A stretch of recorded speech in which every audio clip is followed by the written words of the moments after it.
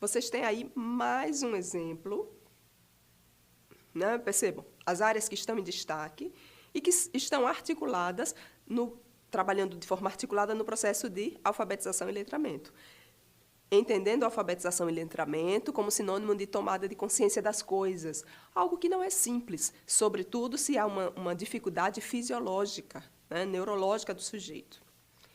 Quando a gente pensa em ler, né, o ato de ler, ele pode ser feito em frações de segundos, mas ele envolve todas as áreas do cérebro, e vocês podem perceber aí na imagem, não é? Por isso que a gente cuidou, né, na sessão de trazer mais imagens para que vocês visualizem como é que isso ocorre. Vejam, o estímulo ele vai entrar pela região frontal e vai lá para a área da estimulação visual. Qual é a área? A área occipitotemporal, para o reconhecimento da forma, das formas das letras, das palavras. Vejam as duas áreas em azul na imagem. Estão vendo? Depois, o que você capta vai para a área, né, fonológica, a área parietotemporal, para se fazer a análise da palavra. Vê aí na cor verde da imagem. Certo? Tudo bem?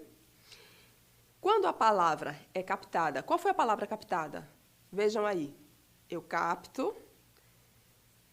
Isso que foi captado vai para a área occipitotemporal, depois vai para a área parietotemporal. Quando vai para a parietotemporal, eu ainda não consigo identificar. Por quê? Porque eu estou ainda no processo de alfabetização. Então, eu misturo o B com o L, o O com L. Então, eu não sei se a palavra é bolo ou se a palavra é lobo. Para mim, tanto faz. Eu tenho 5 anos de idade, 6 anos, 7 anos. Eu ainda estou no processo de alfabetização. Tá? Então, aí, depois do processo de alfabetização, após o processo de alfabetização, aí sim, esse meu exercício de análise vai me permitir diferenciar bolo de lobo. Mas antes do processo de alfabetização, não. Eu estou aprendendo a processar, a analisar. Antes do processo de alfabetização, eu vou pensar nas letras, nas suas formas, nos seus sons isolados, em conjunto. E eu vou segmentar, e eu vou formar essa palavra. Isso em termos de áreas do cérebro trabalhando articuladamente para dar conta do todo. Certo? Não estou aqui falando de uma metodologia de ensino.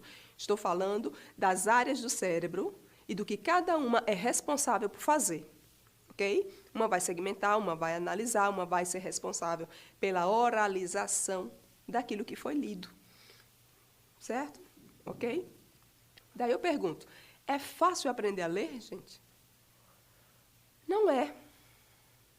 Quando aprendemos, e se não temos transtornos de aprendizagem relacionados ao desenvolvimento da leitura e escrita, aí fica fácil. Mas até então, não.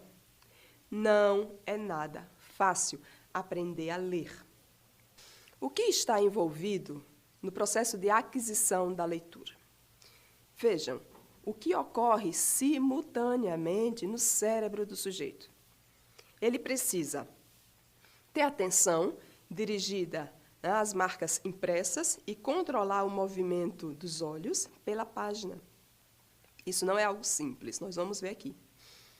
Ele precisa armazenar ideias na memória para associar aquelas palavras com as quais ele já se depara no processo de leitura. Ele precisa comparar ideias novas com as que ele já tem, para que ele construa o significado. Ele precisa reconhecer os sons associados às letras, entender as palavras e a gramática. Ele precisa construir ideias e imagens. Isso não é, eu vou fazer isso às 10 horas da manhã, as outras às 10h30, a outras às 11, outras ao meio-dia. Não, isso tudo ocorre simultaneamente. Essa simultaneidade está na base do processo de aquisição da leitura. Então, é um trabalho muito complexo. Eu preciso construir ideias e imagens novas, comparar com as que já existem. Daí eu estou formando um aprendizado. E eu faço isso em frações de segundos, em termos de atividade cerebral, né?